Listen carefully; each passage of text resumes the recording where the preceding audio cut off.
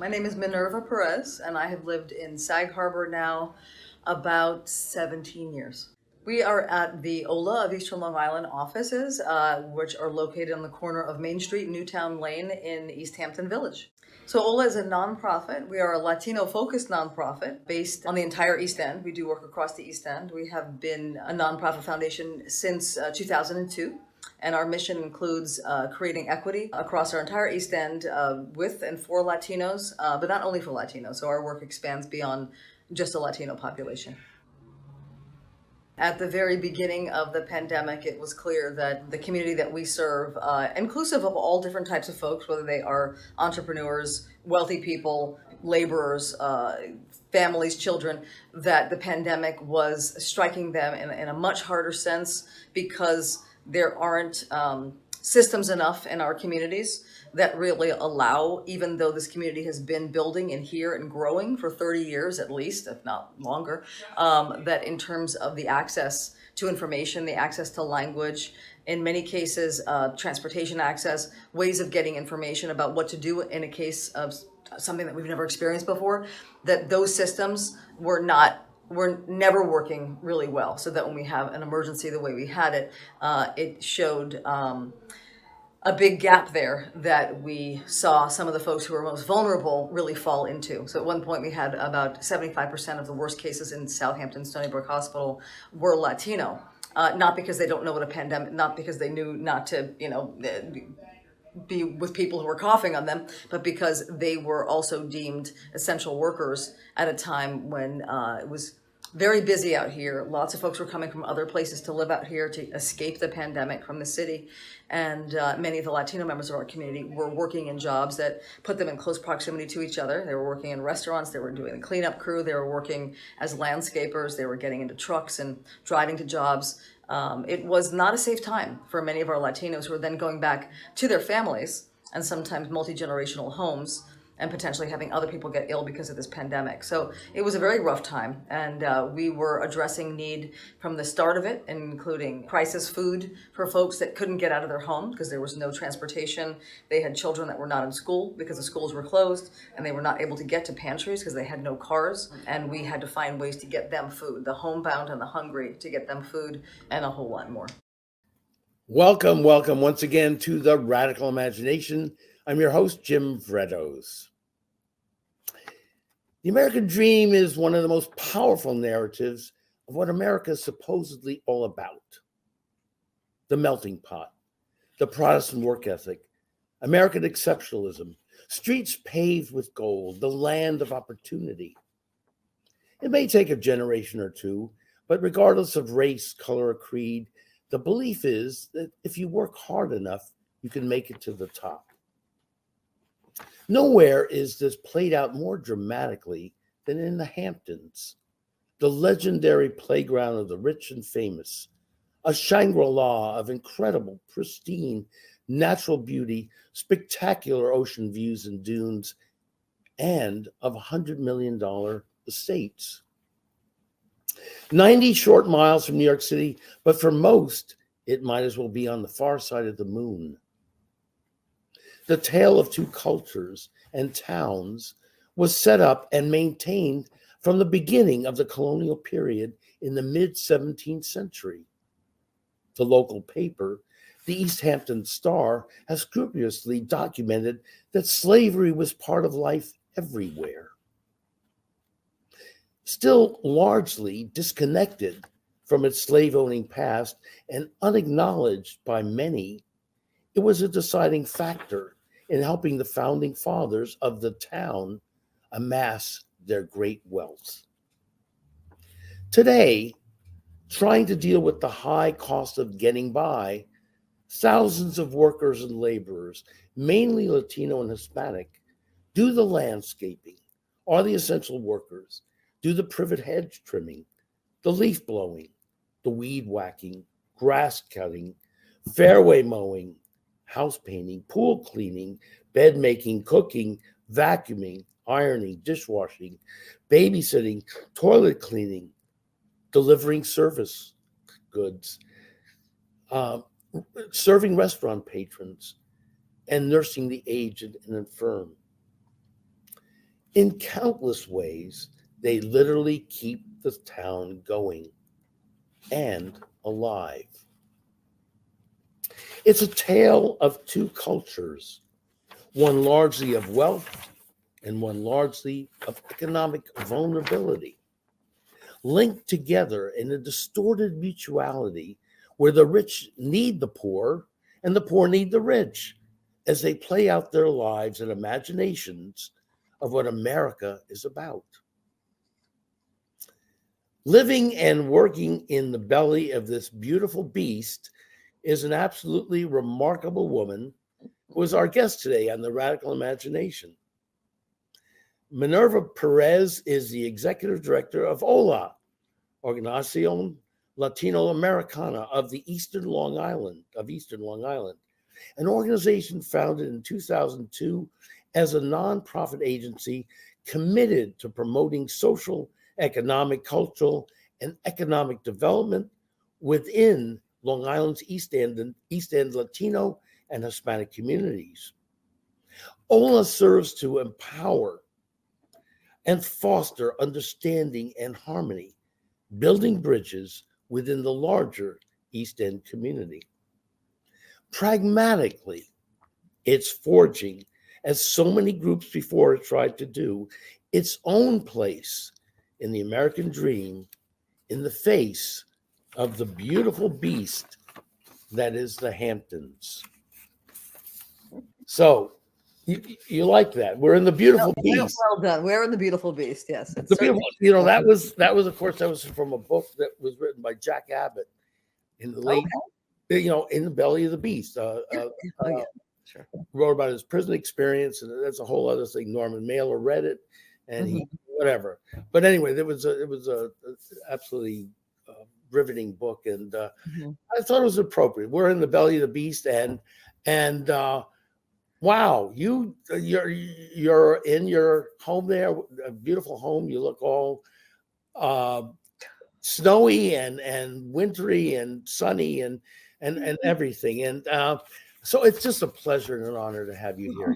You're just terrific. And I wanted to start.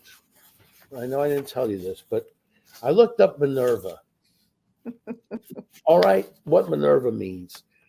She's the patroness of wisdom, arts, and sciences, the personification, so to speak, of the thinking, inventive faculty, and was invoked alike by poets, painters, teachers, physicians, and all kinds of craftsmen. Almost finished. She fought on behalf of just causes and is therefore seen as a civilizing influence. You knew that, right? I did. My mother set me up. She said, well, tell us, she said to you, tell our audience a little about your background. You were born and raised in Manhattan, and so clue us in this, how you got started here. Well, thank you again, Jim, for having me. It's really a pleasure, and I love hearing your lead into all that. I could just listen to you go on.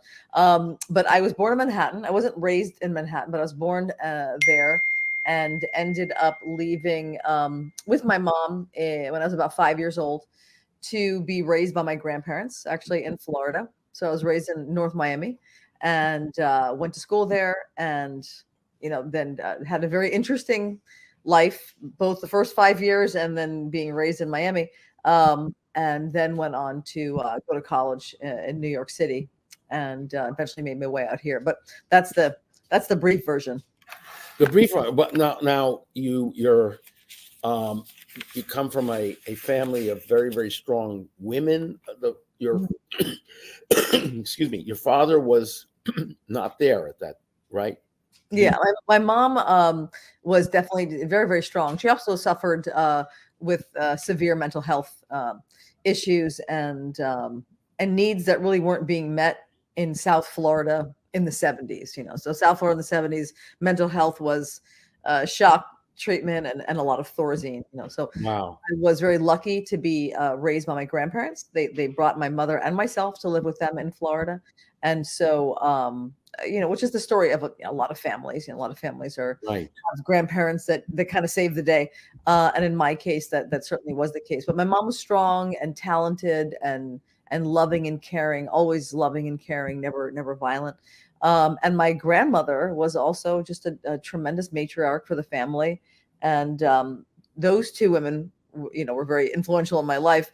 And then I did find the rest of my mentors growing up in Florida were Latina women from Mm. Chile, from Colombia, from Cuba.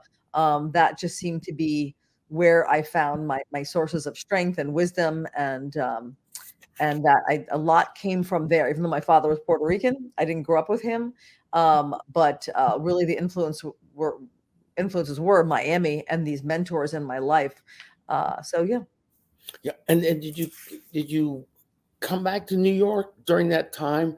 Your childhood, your young adulthood. I mean, okay, so you got into NYU. You went to NYU, Mhm. and you studied drama. Is that right? Yes, and I was the first in my family to graduate from college. That is true, Mm. and that was something that I had to kind of navigate on my own. Pretty much no one knew what to do with financial aid forms and all the processes that you had to go through. And it was kind of a wing and a prayer Right. to want to go to NYU and then to get in and then to graduate. And that also had a lot to do with my grandmother's faith in me and her ability to support some of those bursar payments. But it was yeah, it was a big step. It was a big step for me and my family. Absolutely, absolutely. Yeah. And why drama? Why theater? All growing up, and I think I'm still kind of figuring it out, it Mhm. was either law, justice, or theater and acting. And even when I was in elementary school, I just felt drawn to both of these things. And then ultimately, I did a film when I was 12. I was in a pretty well-known film, especially if you're a golfer. If you're not, you probably don't care. You never saw it. Wait, But wait. If you're a golfer, you said. yeah, I'm sorry. If you're a golfer, a is that golfer, not a gopher, but a golfer. golf? Caddyshack, Okay. Caddyshack. I was in. Oh, of course, Caddyshack with Rodney Dangerfield, right? Yeah, Bill yes. Murray. And, I was 12 when that film came to South Florida, to Davie, Florida, to be filmed there, and then I was wow. able to audition for a role and get the role of the youngest caddy. But that was just that kind of pushed the hand a little bit. So having done that and enjoyed that, and I loved Jodie Foster and Tatum O'Neal. These were the icons that I had growing up. I felt strongly about, number one, getting the heck out of my house and going far away, and going to Manhattan just felt like that's what I needed. I needed the education of Manhattan and the city in general, and why not NYU? So Yeah. it was a little crazy, but I auditioned, I got in, and I graduated. Yeah, well, my background is in a strange way a little similar too. But we won't get into. But now you started your own theatrical troupe for 7 years after you graduated. Is that correct? Yeah, yeah, not right after graduation. After graduation, I was with an agent and I was doing that whole thing, which is a little soul crushing, sometimes fun, but mostly soul crushing. Right. Auditioning for film and TV and theater and all that. But so a few years into that, eventually started a theater company with my then husband. It was called the Lost Tribe Theater Company, and we did all new American work. A lot of work was his. It was beautiful, really, really brilliant. Socially, sort of. Sort of a social foundation, not hot topicy, but real interesting topics that needed to be discussed. So I was very proud of the work as well. Right. The Lost Tribe. Why did you choose that? That's a great title. Yeah, I mean, it wasn't. I mean, I know that it also has other meanings, but we chose it because we were more of a traveling troupe. So we would rent different theater spaces around Manhattan as we needed them. We would develop work in different places and then present it in different places. Then ultimately, we had our own space at the Bank Street Theater in the Westbeth complex on the West Side Highway. Yeah. That was a great space. It was, I mean, it was a gem. It was like 83 seats. Um, it had a wood shop and a lobby and an office. It was kind of like the thing you could only dream of. So we partnered with another theater company, so we kind of shared dates, and we did some really amazing work there. Of course, that's all gone now. It's gone the way of condos and Yeah, I think it's there. Last time I there. was there, it's there, but I don't know if it's being actively used as a Right. theater. Yeah, What a wonderful. I know that area. I know yeah. that place. That I actually I taught at Bayview Correctional Facility, women's prison that was Oh, on 22nd Street on the West Side Highway there, well, a little north of what you're talking about.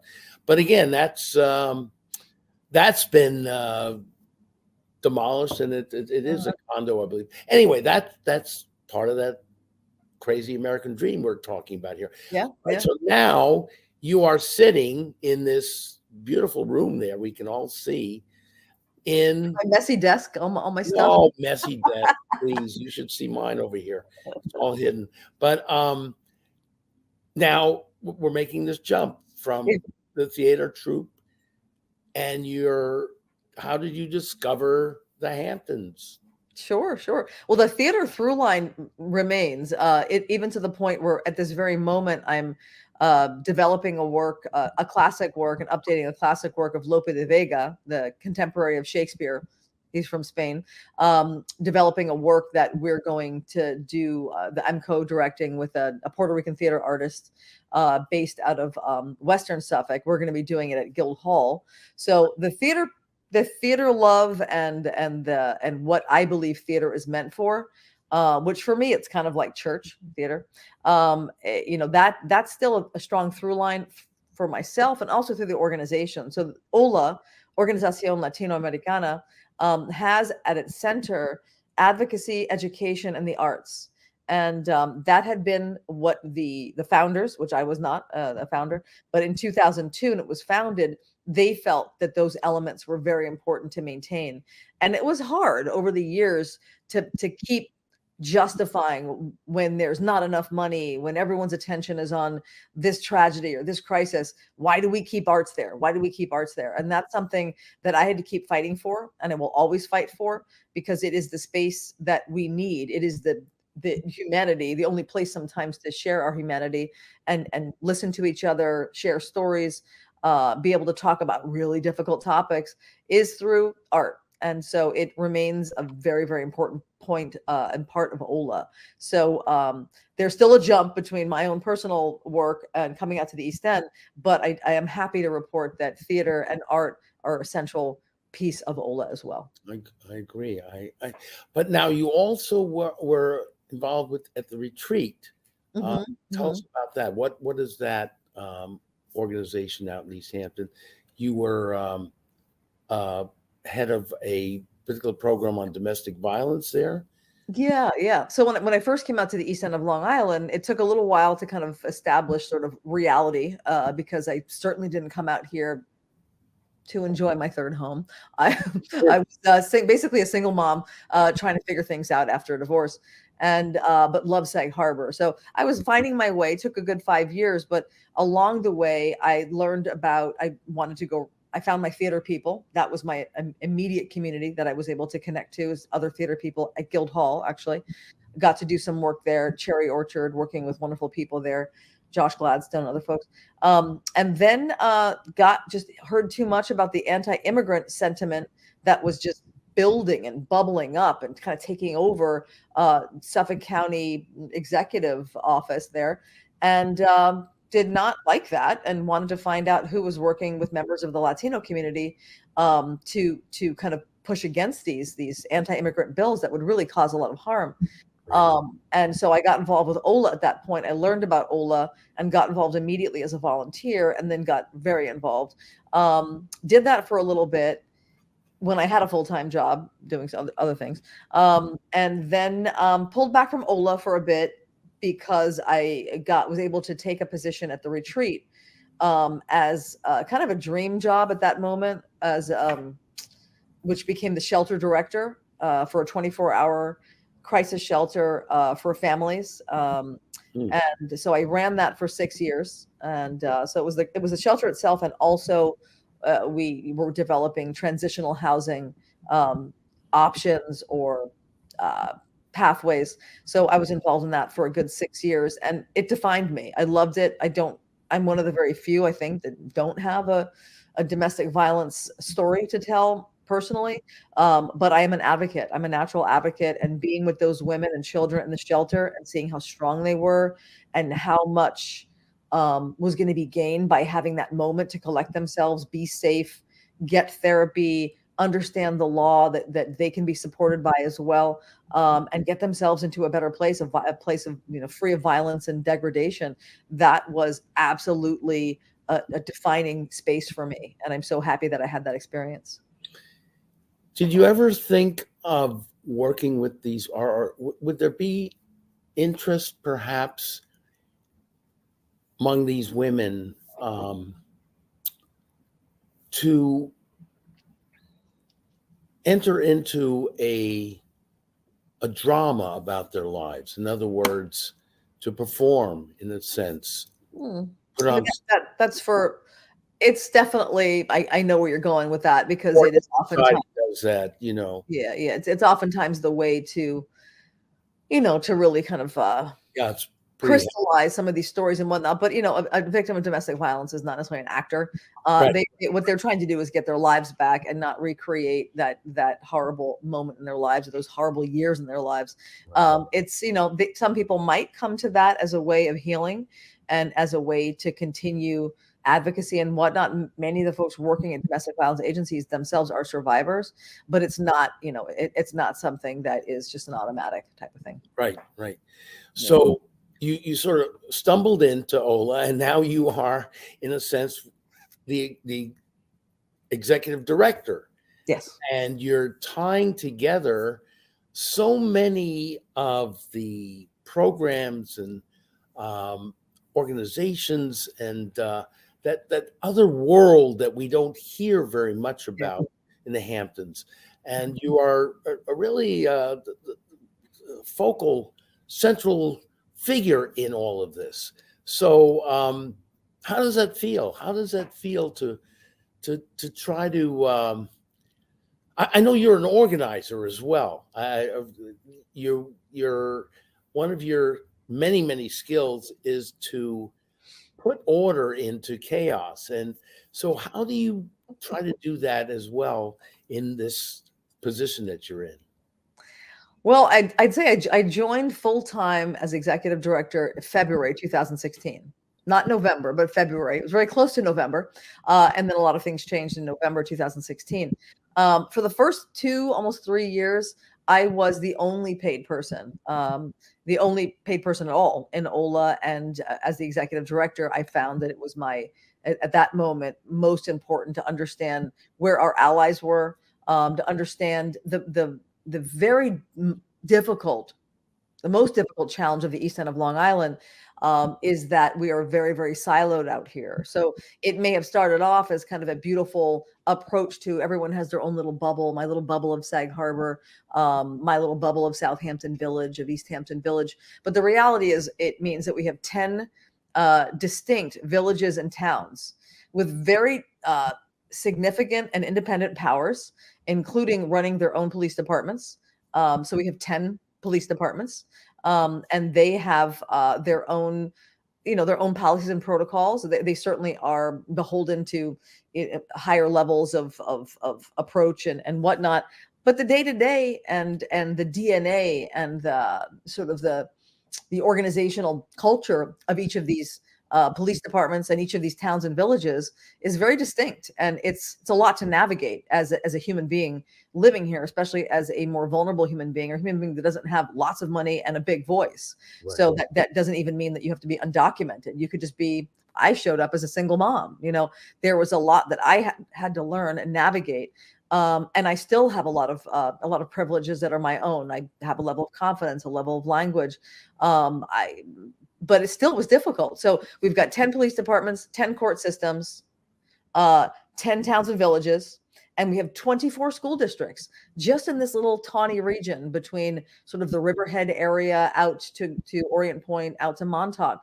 That's a lot of systems, a lot of institutions. And so what I found in that moment was I need to learn them. and not perfectly, but I need to open up my mind to understanding that one size doesn't fit all. I don't care what they did in Brooklyn. I don't care what they did in North Miami, or Surfside, where I eventually lived. What is this place? I think it was a Lincoln quote, an Abraham Lincoln quote. I'm getting it wrong, but something about I must learn the machine before I, can do anything further, something like that. I felt my role was to really sort of learn and be humbled by what is this place, and not keep trying to look askance, like, oh, the rich people, oh, this people, that people. Take those grudges off the shoulders and just learn. And I was able to do that, I think, really deeply for the first few years on my own, while battling a lot of pretty major crises that were going on in our community. And then over time, getting the support of our community fully, of other funders as well. So at this moment, we have a total of 17 people working for OLA of Eastern Long Island. Wow. And now, since let's say 2002, what what is the population of the Hispanic Latino community on the East End? Sure, sure. The census is certainly faulty, but even if we kind of go by that, give or take, it's about 25% of Eastern, I'm sorry, of Long Island that is Latino or Hispanic. What we see on the East, When you say Long Island, all of Long Island. all of Long Island. That's a number that's been given out there. There are pockets of Long Island. They're going to have higher concentrations of Latino and Hispanic community members, but out here we go by that, about 25%. But a significant number that I pull out often is the fact that we've got 24 school districts, and across those districts, the average Latino student body number or percentage is 50%, 50.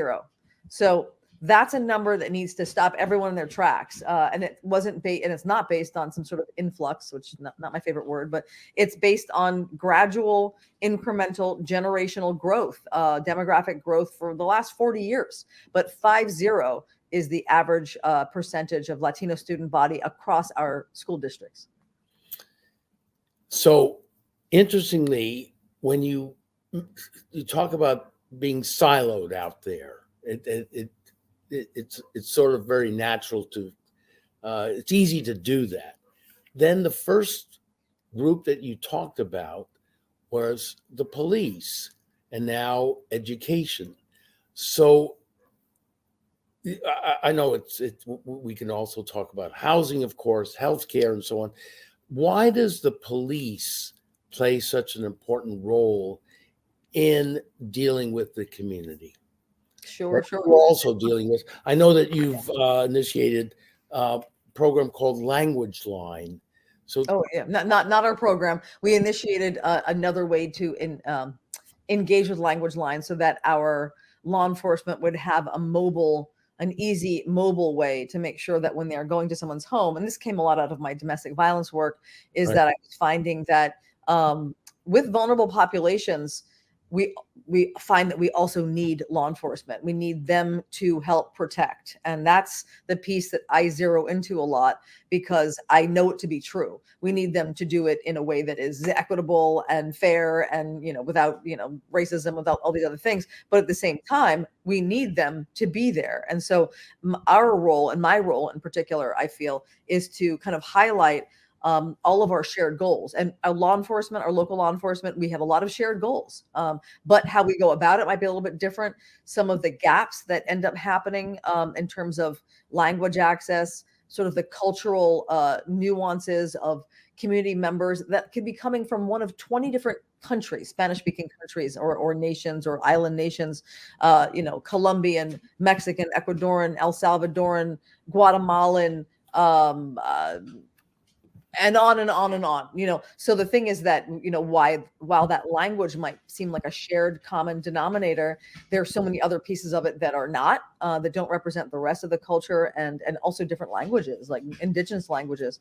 So what we find is that the access to some of the most critical institutions that we know are needed, such as law enforcement, such as public education, healthcare, transportation, all these things.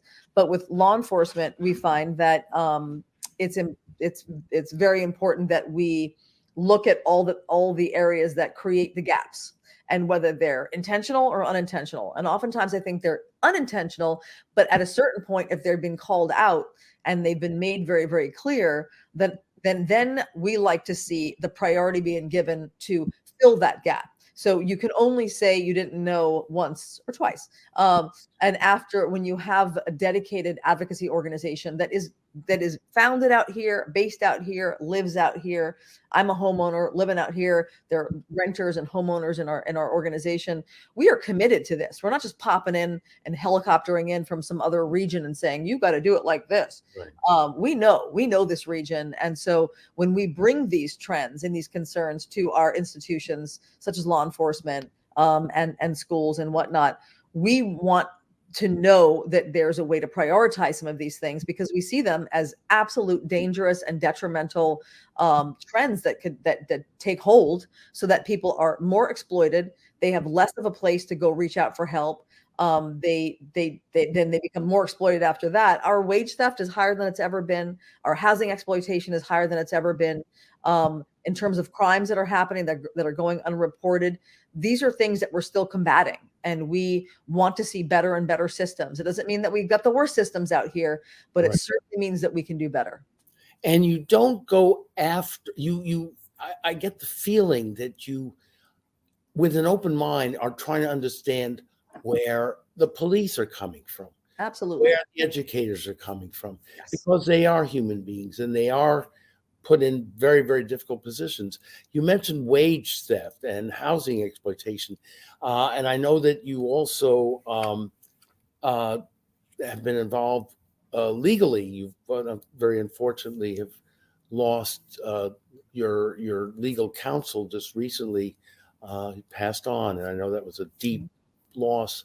But so tell us a little about how you're working within legal channels as well. You mentioned again the idea of, I don't think our audience knows really what that means, wage theft, and tell us about that and the housing exploitation that's been going on. Thank you so much. No, listen, Jim, I love your questions, by the way. I think everyone that wants to talk about OLA or talk with OLA should ask the questions that you ask, because they're really phenomenal. It's yeah. They really are. So what we're seeing now kind of coalescing is almost an OLA legal defense initiative. We have a general counsel and senior policy counsel. It was tragic to lose Andrew Strong. At that point, he was no longer with OLA. He was actually working at The Hague, prosecuting war crimes that had happened in Kosovo. He's just a one of a kind, tremendous human being, and it just breaks my heart that he passed so early. But we have been working with a very powerful and passionate Puerto Rican civil rights lawyer. Her name is Wanda Sanchez Day, and she has been helping to navigate some of the very difficult and challenging waters that relate to sort of civil rights concerns. And so if we've got wage theft and we've got high numbers of wage theft, people basically working, and then an employer, whether they are an employer that brought them in for a little project, or whether they're an employer that hired them to work at a deli or a restaurant or work to clean their homes, decides that they're not going to pay them. Our workers and our community members are not stupid, but we are a seasonal we're a seasonal area here. This is a resort community, so essentially you're working 5 jobs during the summer to make sure that you can kind of squirrel away what you need to get through the winter. If you're lucky enough to have a year-round rental, all right, for a while there, I mean, it's still not even barely possible, but summer rentals, winter rentals, you're moving your kids are tossed up and around, changing school districts. It's a nightmare. But in terms of the work related to wage theft, it's people will be told, okay, you're going to get $10,000 for this month because you and your team are going to clean these 5 houses. And so they spend money on their own staff. They pay their staff. They're doing this. They see this large amount of money. Maybe they were given 5,000 halfway through, and then they never get the other 5,000. And then another month is requested of them, where they're going to say, okay, that got held back, but we're going to go ahead and give you double that when you finish this. So they'll work another month and be out another 5 or 10,000. By the end of the summer, they could be out $10,000, $15,000, $20,000. And oftentimes those folks might be fully documented, that are doing the cleaning or running the cleaning company, or they just might be too fearful to kind of go after that employer. And so we see that across the board. The biggest sort of areas of focus there would be construction, and also domestic, so house cleaning and whatnot. But it can happen anywhere, anytime. Also, misclassification of workers. You're calling someone a contractor, but you're telling them exactly where to be, what to do, how to do it. They're an employee, but you're misclassifying them, which means that they're in greater risk for other reasons, and they're certainly it's not a good situation for their taxes either. So we've got a whole host of issues when it comes to sort of worker safety, workers' rights. And what's wonderful to know is that we've really got a stepped up partner with the Department of Labor, New York State. And so we've been working with them directly. They do have teeth. They could freeze assets if they feel it's the right thing to do.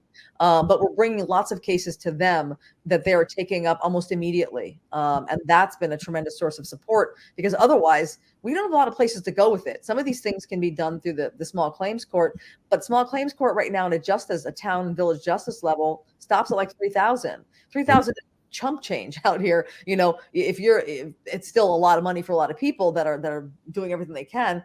But at the same time, you could easily go a month and be out 5,000 or more. And then what do you do? So it's really a bad situation, but we're happy for the Department of Labor to be stepping up. Yeah, that sounds terrific. Now, housing exploitation, you mentioned that. What is that about? Sure. So it's certainly a known fact that in our region, the number of housing units that should be available are not. I don't even know the percentage. I know it's way, way lower. So housing just doesn't exist, period.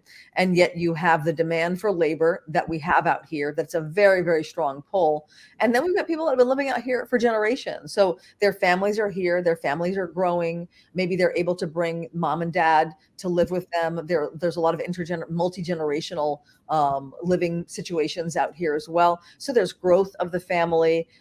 There's a desire to want to be able to own a home. But even just simply being able to live out here. Maybe your kids have gone away to college and they want to come back. That's a very difficult scenario. So housing is at a premium, which means that you could right now try to rent a room out here on the east end of Long Island, and you could potentially pay $2,000 a month, and maybe you'll have access to the bathroom that's not too far away, and maybe access to the kitchen. And maybe summer, though. You may have to leave for the summer, right? Maybe so. So these are all these elements, and we've seen some really drastic scenarios where people will. It's almost like a Darwinian situation happens, because everyone's pressed so tight. So they see an opportunity, and and a homeowner says, "Okay, you can run that house and pay this, but you're gonna live there, but you're gonna have to make X amount of money." So then we see people exploit other people and say, "Okay, you're gonna live in this room, you're gonna double up with that person in that room, all lights off at 8:00 p.m. Nobody uses the kitchen. I'm gonna drive around the community at night and see if the lights are on." I mean, crazy things like that, like these things. And then other housing exploitation is with people being evicted illegally, locked out illegally. And since 2019, illegal lockouts, which actually mean you are locking the premises so people can't get in, or you are shutting off the electric or the heat or the water, like essential needs and utilities.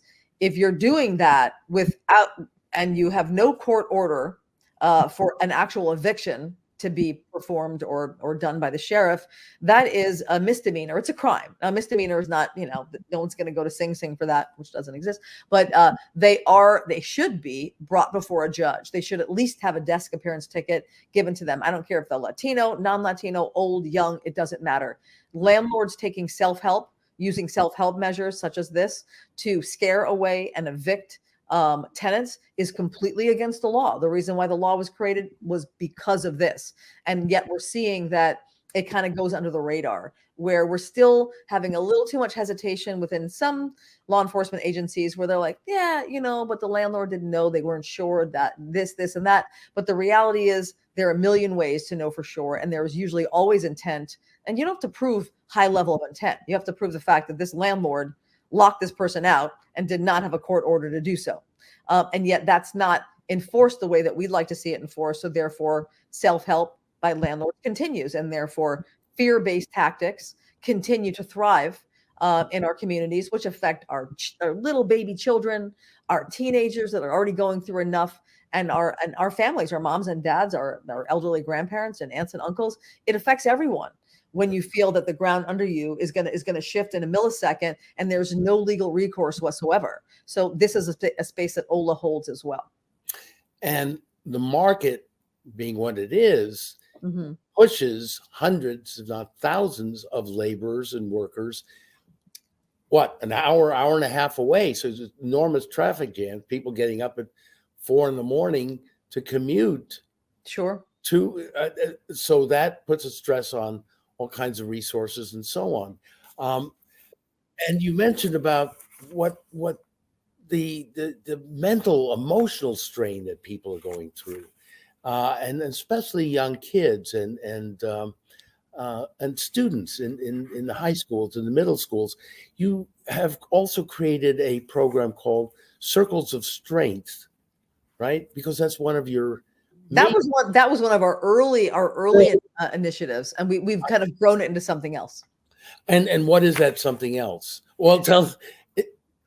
Wait, that something else is. I just wanted to see if I had a card nearby. Hold on. Okay. So that has grown us into Youth Connect, and Youth Connect is a mental and emotional health initiative, and it's a full-blown program now that we started as a result of years of sort of surveys and direct advocacy within our community, understanding where the stresses and the anxiety, the depression, the all these different things that were going on, and then finding out from youth in middle school and high school with a very successful survey that we ran, that we conducted, and then had Stony Brook analyze. We discovered that middle school is the center of all hell, excuse my language, but and that all these things that are starting are oftentimes starting in middle school, and regardless of whether you're speaking English or Spanish, or you have money or you don't have money, that the access point, the exposure, not only to drugs but to a host of sort of concerning activities and growing up issues, just growing up issues. Yeah, exactly. So, but seeing that, but what was striking for us was that we asked the question, so what kind of struggles did you have, if any? And then they wrote in some pretty major ones. And then we asked, well, who did you go to, or who do you wish you could have gone to? And they wanted to go to some of the people. They wanted to go to a professional mental health person, maybe someone at their school. They wanted to go to a parent. They wanted to go to trusted adults, but they didn't. And the most important thing we learned from that survey is the barriers that our middle schoolers and high schoolers have. There are literal barriers. I don't care what I say as an adult. If you consider them as a barrier as a youth, and you're not getting the support you need, it is a barrier. And we need to open our eyes as adults and look at how youth are requesting and needing to receive this support, and not to say, well, there's a counselor sitting in the office at the end of the hall and you can go see them every Thursday at 3:30. Do you not understand that the stigma connected to that walk down the hall, and that why is that person going there? What are they doing? What are they, crazy? And even though this younger generation has a much better view of trying to access mental health better than my generation, it's still very difficult. And so they're afraid that their parents are going to get in trouble. They're afraid that stigma is going to follow them. They're afraid that it's going to cost too much money if they are connected finally to some sort of ongoing maybe clinical mental health. So we created and crafted an answer to that, which is highlighting confidentiality and even full anonymity, so that we are running a Youth Connect team. We go into the schools. We have 24 school districts. We're in about 15 right now. We only started in 2022, September, but we go into the school districts, one health class at a time. So not general assemblies with 700 kids. We have connected with and engaged with about 4,000 kids in middle school and high school just in September 2022. And we go in and we give these workshops on how to mitigate certain aspects of anxiety and depression. But beyond that, we're really talking about, how do you keep yourself strong? How do you grow your own networks of support? What are the support systems that are out there? And they're not many. We live in the east end of Long Island, and we do not have adequate mental health supports for the levels of need that we have, and it's not doing us any good. So we run Youth Connect as a way to work directly with youth in the schools. We work outside of the schools, in parent groups, in youth summits, in youth leadership dinners. We work with houses of faith. We work with libraries and sports systems and all that. It's to build better capacity and deeper relationship, trust, and communication, so that youth have these other entities in their lives that they can go to, and not necessarily feel like everything has to be a crisis, or they have to go to therapy once a week. Maybe that is something they do for a bit, but they might also get what they need through their network of support around them, and that's what we're trying to increase. Yeah. And that's what you're creating these bridges. And Mm-hmm. because the health of any one community, Mm-hmm. community will also help the entire community. Now, here's the political question, though. Mm-hmm. So much of this, as I tried to get across a little in my opening, has been set up. It's part of the system. And we're not talking about mean, malicious, horrible, horrible people, but people are comfortable. Mm-hmm. Made it. They've siloed. Their heart goes out. So tell us a little about the resistance, subtle and not so subtle, that you face. I'm sure there's very well-meaning, I know that there's very well-meaning people out there, but the real structural changes that we're talking about here is certainly not going to happen in the near future, because the system is rooted in keeping people from fully assimilating into the system, if you will. You know what I'm saying? So how do you deal with that? You're on the tightrope here, Yeah, and yeah. yeah, the resistance, uh, your calls for help, and harmony, and bridging the gaps, and so on. Um, it's a tough role to play. It's maybe the hardest role that you've ever played. I would say so. And I'd say the only thing that keeps me in this role is the fact that the team that I get to work with right now, made up of, I would say, 80% foreign born folks, and most of whom have grown up here. So whether they were born here or not, they grew up here. And even our board is about 80% foreign born. So the experiences that come within our organization, the I'm probably on the older side of our team. I continually look to, and not as an ageist type of thing. We've got all different ages, but I really, really enjoy bringing in younger people to the organization, because I see these are folks that are dedicated to this region. Like that, like they could probably go anywhere, but they love it here. The beauty of this beast that you speak of is beauty to them. They want to be stewards of the land. They want to make sure that our beaches and our baymen and our oysters and our clam, they care about this place as much as any person coming off of the Mayflower would have cared.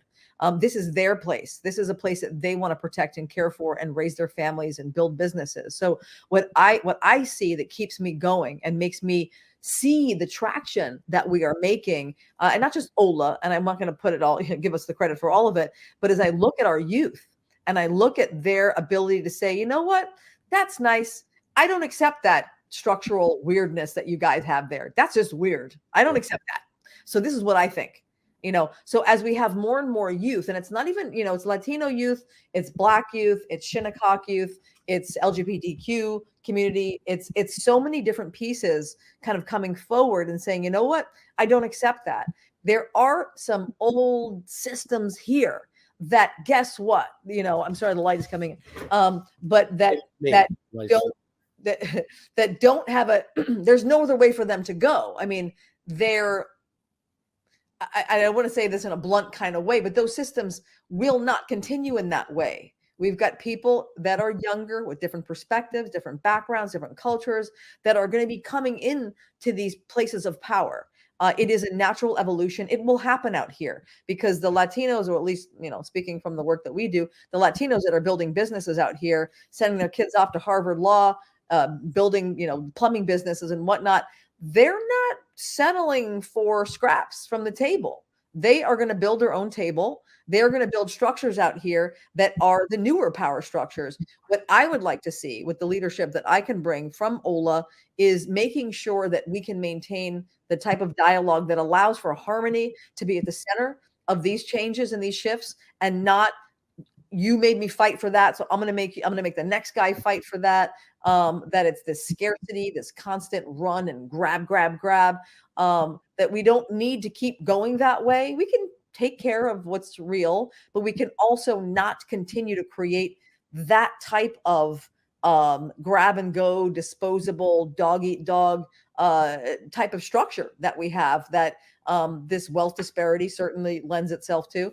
I think there's a better way. And I'm not saying that everyone would want to do it the way I'm talking about, but I do see some things inherent in the youth and other perspectives that are coming in that are making a difference right now. That's what gives me hope. That's what allows me to stick with this, because otherwise I'd be out, man. I'd be somewhere else. Maybe I don't know where I'd be, but I wouldn't be here.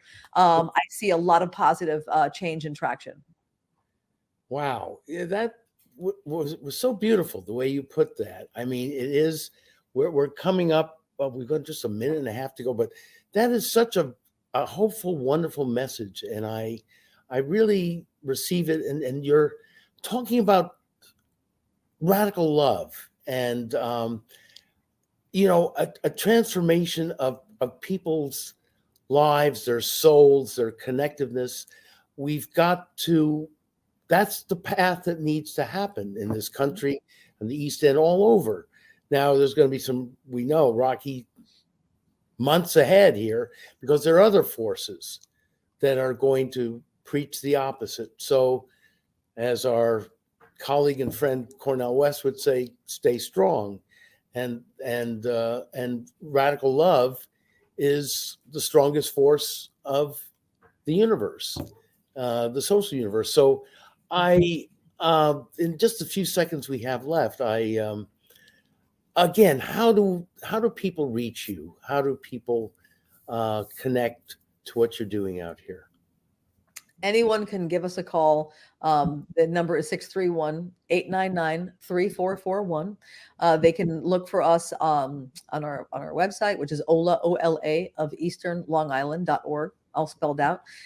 They can find us on Facebook. Any way that they might want to reach out and kind of learn what I love working with volunteers. I love learning from funders and donors and people running their own foundations about what really matters to them.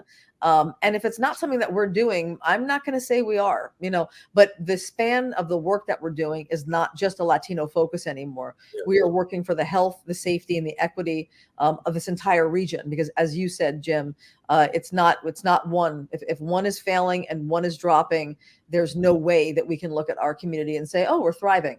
It's just not possible to do that. Isn't there some March 9th, you're having some event out there? Is that... There's something happening with the League of Women Voters. So definitely take a look at their website for exactly where. But I try to join as many presentations or lend my voice or Ola's voice to as many presentations and panels as I can, while trying to focus on the mission of Ola. But I'm excited about the League of Women Voters. Their mission is a very important mission. Absolutely. And I will be out there. We'll meet. And it's been an honor, a pleasure, a blessing to have you. Thank you so very, very much, Minerva. Thank you. Thank you. Much love. And thank you all for viewing us this week on The Radical Imagination. This is Jim Vrettos. We'll see you again next week on The Radical Imagination.